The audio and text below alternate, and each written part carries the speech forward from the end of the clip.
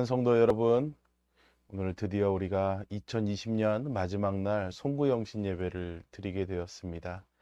이 예배에 함께하고 있는 여러분들에게 올해도 그러하셨던 것처럼 새해에도 주님의 은혜와 평강이 넘치기를 주님의 이름으로 축복합니다.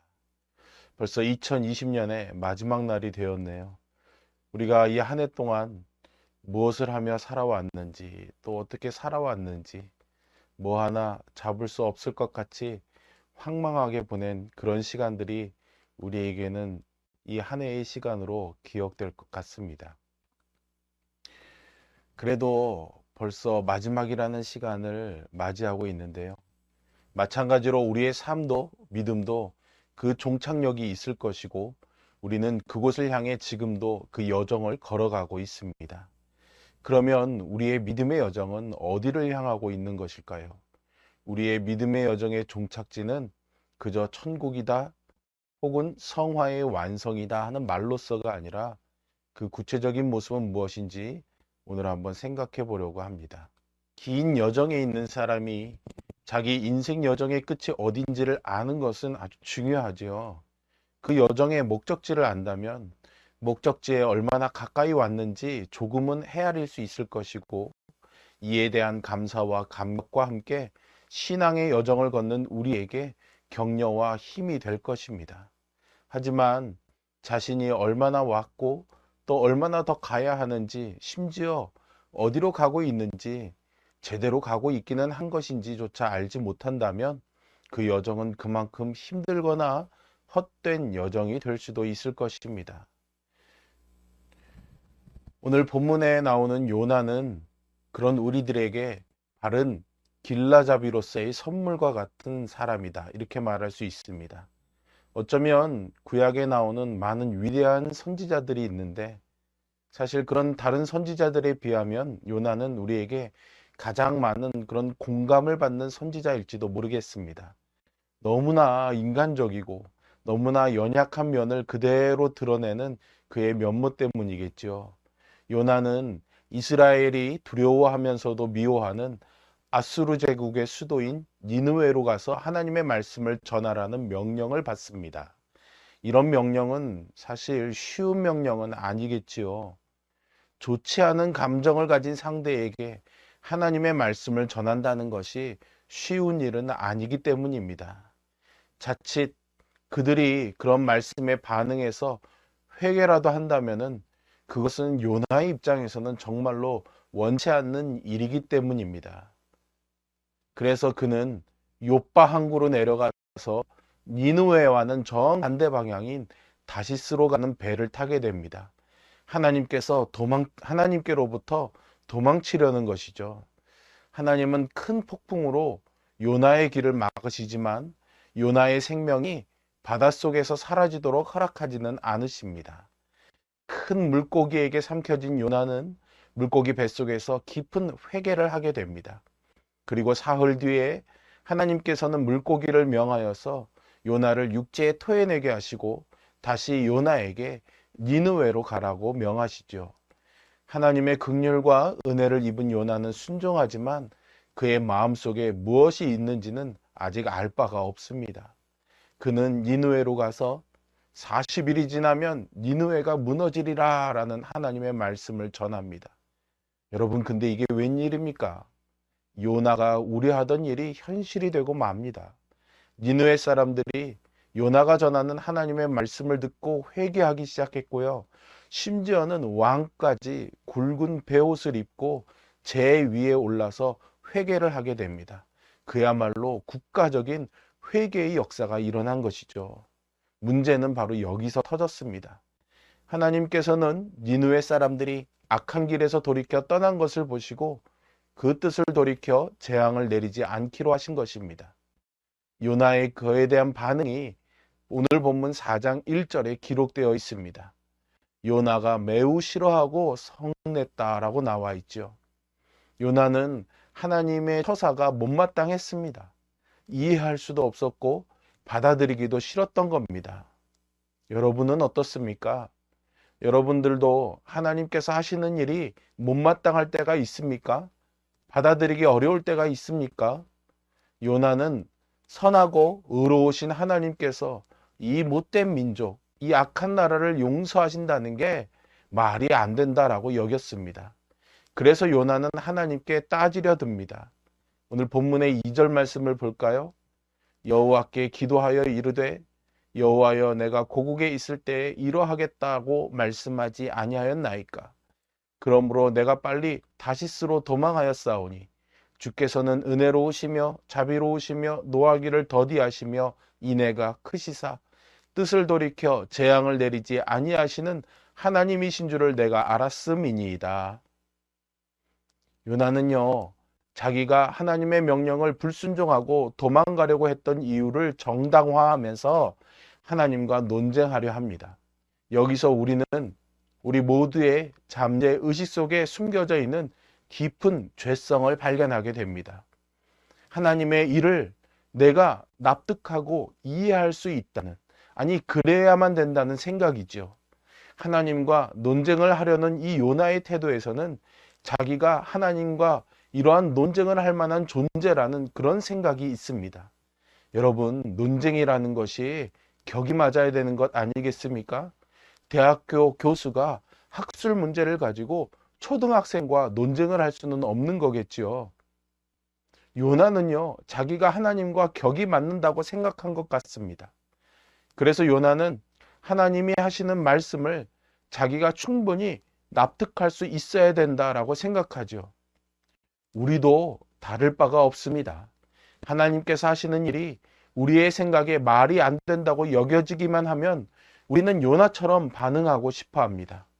이것이 왜 죄의 성향이 되는가 하면은 이것은 하나님을 하나님으로, 인간을 인간으로 알지 않고 자신을 하나님의 자리까지 올려놓는 것이기 때문에 죄성이라 말할 수 있습니다. 제가 묻고 싶은 질문은 여기에 있습니다. 여러분은 지금 요나와 같은 태도를 갖고 있지는 않습니까? 하나님, 제발 저를 이해시켜 주십시오. 제가 납득되게 설명 좀 해 주십시오. 그러면 제가 순종하겠습니다라는 자세 말입니다. 본래 우리는 이런 모습으로 주님을 따르기 시작했고 주님을 믿는 중에도 이런 태도가 불쑥불쑥 튀어나오곤 합니다. 요나처럼 말이죠. 이런 건방진 모습으로 우리는 주님을 따르기 시작합니다. 그러나 오래 참으시고 자비하신 하나님은 설명을 요구하는 이 우리의 얄팍한 믿음을 좀 더 다른 차원으로, 성숙의 차원으로 이끌어가고 싶어 하십니다. 요나는 이제 자기가 바라는 대로 되지 않을 바에는 차라리 죽는 게 낫다 말합니다. 이 와중에도 오래 참으시는 하나님께서는 요나를 포기하지 않고 가르치십니다.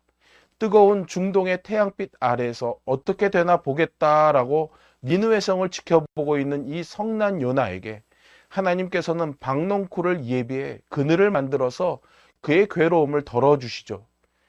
이에 대한 요나의 반응이 6절 하반절에 나옵니다. 요나가 박농쿨로 말미암아 크게 기뻐하였더니라고요. 여러분, 이게 바로 우리 인간의 모습이지 않습니까? 조금 전만 해도 하나님의 처사가 못마땅해서 화를 내던 요나인데 그저 자기에게 좋은 박농쿨 하나 만들어 주셨다고 또 그것으로 인해서 좋아합니다. 이게 요나이고요. 또 우리이기도 합니다. 반면에 하나님은 오래 참으시고 기다리시면서 요나의 믿음을 만들어 가십니다. 이튿날 새벽이 되자 하나님은 벌레를 보내서 박농쿨을 갉아먹게 하십니다. 박농쿨이 사라졌고 해가 뜨면서 하나님이 예비하신 뜨거운 동풍이 불자 요나는 혼미하여서 다시 죽기를 구합니다. 고작 사라진 박농쿨 때문에 말이죠. 이제 하나님께서 요나에게 물으시는 질문이 요나서의 결론처럼 마지막에 나옵니다. 10절과 11절의 말씀인데요. 여호와께서 이르시되 내가 수고도 아니하였고 재배도 아니하였고 하룻밤에 났다가 하룻밤에 말라버린 이 박농쿨을 아꼈거든 하물며 이 큰 성읍 니느웨에는 좌우를 분별하지 못하는 자가 12만여 명이요 가축도 많이 있나니 내가 어찌 아끼지 아니하겠느냐 하시니라. 아멘. 여러분, 이 질문에 요나는 대답해야 했습니다. 그런데 성경은 그 대답을 침묵으로 남겨둡니다. 그리고 요나서는 그 대답을 오늘 독자들에게, 우리들에게 던지고 있습니다. 그렇다면 요나서가 침묵하는 이 침묵은 이런 대답이 아닐까요? 하나님이 언제나 옳으십니다. 저는 하나님의 뜻을 다 헤아릴 수 없는 존재입니다. 이제 저는 하나님이 하나님이시기에 하나님을 따르겠습니다 하는 그런 의미의 침묵일 것입니다. 말하자면 이것은 하나님이 그저 창조주 하나님이시기 때문에 하나님을 경외하고 사랑하고 순종하는 믿음이지요. 이것이 우리의 믿음의 여정이 다다르게 되는 자리입니다. 우리는 어떻게 이 요나의 믿음이 설명을 요구하는 믿음에서 단지 하나님이 하나님이시기에 하나님을 경외하는 믿음의 자리로 가게 된 것인지 조금 더 자세히 들여다볼 필요가 있습니다. 요나서에서는 침묵으로 답하고 있지만 욥기를 보면 욥의 고백을 통해서 그 이유를 우리는 분명하게 알 수 있습니다. 욥은 고난을 통과하면서 이렇게 고백합니다. 내가 주께 대하여 귀로 듣기만 하였사오나 이제는 눈으로 주를 배움나이다. 아멘. 여러분, 이것은 고난을 통과한 사람의 고백이기에 참으로 진실된 고백이다 말할 수 있습니다. 욥기에서 욥이 친구들과 논쟁할 때 그의 주장은 도무지 이해할 수 없다라는 것이었습니다. 하나님이 왜 나에게 이런 고난을 주시는지 이해할 수 없었던 거죠. 그러나 이제 욥은 이해를 구하거나 설명을 요구하지 않습니다. 그의 표현대로 눈으로 주님을 배웠기 때문이죠. 그리고 말합니다. 그러므로 내가 스스로 거두어드리고 티끌과 재 가운데에서 회개하나이다. 아멘.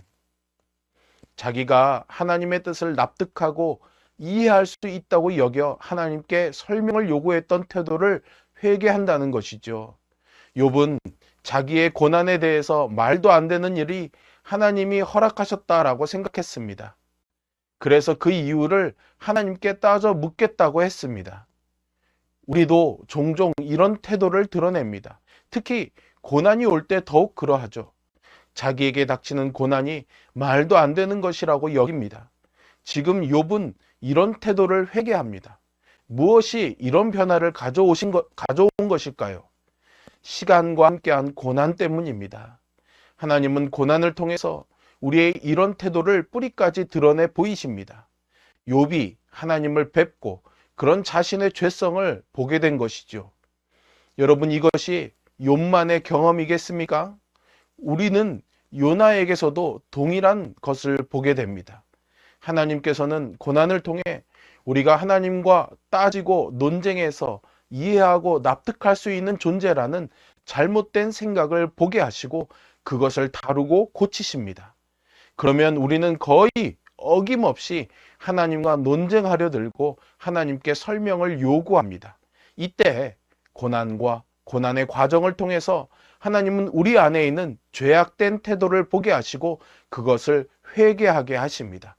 그리고 설명을 요구하는 믿음에서 하나님이 하나님이시기에 하나님을 경외하는 믿음에 이르게 하십니다. 이것이 우리의 믿음이라는 여정의 종착지가 됩니다. 여러분, 우리는요, 솔직히 우리가 예수님을 영접하는 그 순간에 그냥 순식간에 하나님이 전능하신 능력으로 이 모든 것들을 완전하게 내게 입히시면 좋겠다라고 생각하지 않습니까? 그런데 이 믿음의 여정의 종착지에 한순간에 이르지 아니하고 인생이라는 긴 여정, 그것도 고난의 세월을 통과해서 그 영광스러운 자리에 이르게 되는 것일까요? 하나님은 우리가 이 과정을 통해서 죄가 얼마나 끈질기고 끊임없이 하나님을 대적하고 우리 스스로 자아를 높이게 하고 우리 안에 무서운 우상 숭배를 만들어내는지를 보게 하십니다. 그것을 잘 보여주는 대표적인 인물이 바로 아담과 하와입니다. 아담과 하와처럼 이 땅을 살았던 사람들 모두가 죄의 무서움을 경험하는데요. 아담과 하와가 그 중에 가장 강력한 경험을 했었습니다. 범죄함으로써 아담과 하와는 하나님과의 행복한 교제를 잃어버렸습니다. 그 어떤 염려도 불가능하게 만들었던 하나님의 선하심과 그 공급하심과 채우심과 돌보심의 선물을 잃어버렸습니다. 그들은 에덴이라는 낙원을 잃어버렸습니다. 그들은 자신들이 범한 죄로 말미암아 큰아들이 작은아들을 죽이는 비통하고도 비참한 결과를 고스란히 겪어야만 했습니다. 900년이 넘는 세월을 살면서요, 자식의 자식들이 죄의 죄를 잇대어 살아감으로써 만들어가는 지옥 같은 현실을 보아야만 했습니다. 그랬기에 그들이 범죄한 후에 하나님께서 그들에게 주신 복음은 아담과 하와의 인생에서 얼마나 큰 소망의 원천이 되었는지 모릅니다. 여자의 후손이 오셔서 뱀의 머리를 상하게 하시리라는 그 복음 말이죠. 여러분, 우리가 얻은 구원은 죄로부터의 구원입니다. 그리고 하나님께서는 그 대가를 치르시기 위해서 독생자 아들을 보내주셨고, 성육신하신 주님께서는 십자가에서 죽으셨습니다. 죄는 이런 대가를 지불하게 합니다. 그 이하의 것으로는 죄의 문제를 해결할 수도 없고 우리를 죄악에서 건져낼 수단도 없습니다. 그리스도께서 우리의 죄의 대가를 이렇게 완전하게 지불하셨기에 그리스도 안에 있는 사람은 죄의 대가를 더 이상 짊어지지 않습니다. 하지만요, 성도들은 세월을 지나고 인생의 여정을 통과하는 그 동안 남아있는 죄의 성향과 끊임없이 싸워가야 합니다. 그리고 그것을 성화의 과정이라 이렇게 말합니다. 우리 안에 있는 죄를 죽이는 것으로 설명되는 이 성화는 일평생 끝나지 않습니다. 이것이 성도의 믿음의 여정입니다. 이 여정을 걷는 동안 우리는 죄의 성향 때문에 고통을 겪고 넘어지기도 하고 마음이 상합니다.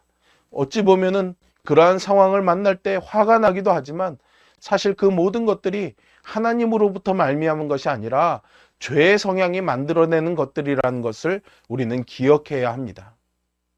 하나님이 하나님이시기에 그분을 경외하며 사는 믿음은 한순간에 그냥 만들어지지 않습니다. 죄의 성향은 이런 믿음을 근본적으로 싫어하고 거부하기 때문입니다. 우리가 그것밖에 안 되는 존재라는 사실을 받아들이지 않습니다. 자신이 납득하기 전에는 순종할 수 없다라고 생각하지요. 그래서 하나님께 설명을 요구합니다. 내 인생이 왜 이래야 하는지 그 이유를 대라고 따지는 거죠. 언제까지 그렇게 합니까? 믿음의 여정이 종착지에 이를 때까지 그렇게 합니다. 그래서 이 여정에 믿음이 필요합니다. 하나님이 하나님이시기 때문에, 그 명령을 하신 분이 하나님이시기 때문에 이런 믿음이 있어야 아무리 말도 안 되는 명령처럼 보여도 묵묵히 순종하게 되는 거죠. 우리들 대부분이 이런 여정 가운데 있습니다. 하나님께 이유를 설명해 달라고 소리치기도 하고 납득시키라고 화를 내기도 하지요. 내 인생에 이런 일이 일어나게 하시는 것은 말도 안 된다고 원망하기도 합니다. 여러분, 그런 태도가 바로 죄입니다. 우리는 이 믿음의 여정에서 이 죄의 무서움을 철저하게 겪고 경험합니다.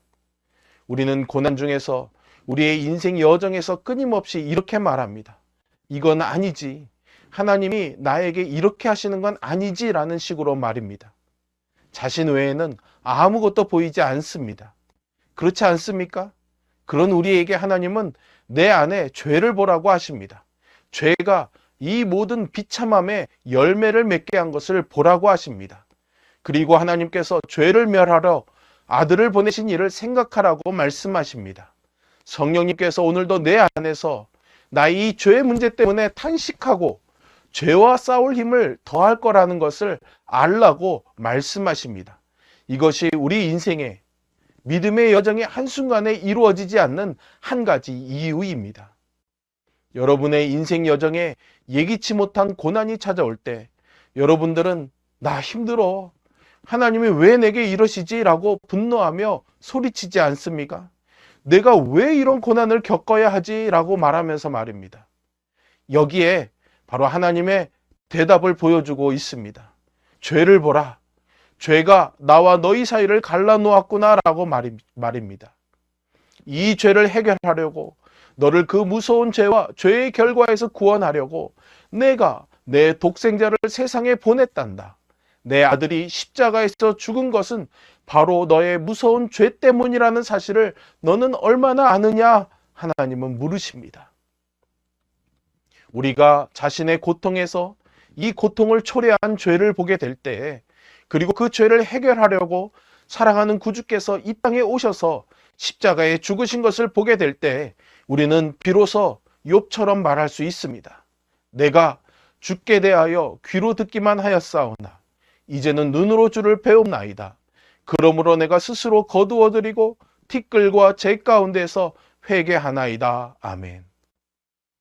이 인생의 과정에서 우리의 믿음이 설명을 요구하는 믿음에서 하나님이 하나님이시기에 경외하는 믿음으로 변화되어 갈 때, 비로소 우리는 그리스도의 구속의 은혜와 하나님 아버지의 말할 수 없는 사랑의 무게를 더 알고 감격하게 될 것입니다.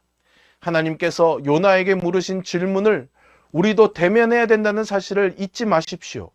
이것은 피해갈 수 있는 질문이 아닙니다. 우리에게는 각자가 다 중요하게 여기는 것들이 있지 않습니까? 만약 하나님께서 그것을 건드리신다면 우리는 하나님이 하시는 일이 말이 안 된다고 여겨 화를 냅니다. 그러나 여기서 하나님이 하시는 일이 여전히 있다라는 것을 아십시오. 우리가 우리 안에 깊이 감추어진 죄의 성향을 보는 것, 그리고 그것을 인정하는 것, 바로 이 회개의 자리에서 하나님은 우리의 신앙의 설명을 요구하는 신앙, 아니면 뭔가 당당하게 자아를 드러내고 싶어하는 그 신앙에서 이제는 하나님이 하나님이시기에 경외하는 믿음의 종착지로 우리를 데려가실 것입니다. 우리는 오늘 다 이 과정을 살아가고 있습니다. 언젠가 하나님께서 우리 각 사람의 믿음을 그 완성된 모습으로 빚으시고 데려가실 것입니다. 요나처럼 하나님께 이건 아니죠 라는 이유로 그 많은 말을 쏟아내던 우리의 입도 닫히게 되는 날이 올 것입니다. 대신 하나님의 은혜와 사랑에 감격하여 눈물만 흘리는 날이 올 것입니다.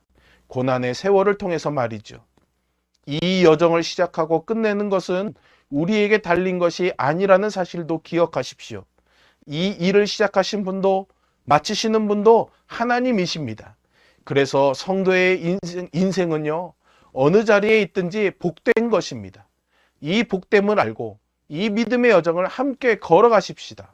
함께 울고 함께 웃기도 하면서 말이죠. 여러분, 올 한 해도 이 믿음을 붙잡고 이 믿음의 여정을 걸어오시느라 수고가 참 많으셨습니다. 오직 하나님이 하나님이시기 때문에 그분을 경외하고 사랑하고 순종하는 그 자리에 이르기까지 달려온 그 순종의 길을 새해에도 우리 모두가 함께 걸어가 승리하는 믿음의 종착지에 모두가 이르기를 주님의 이름으로 축복합니다.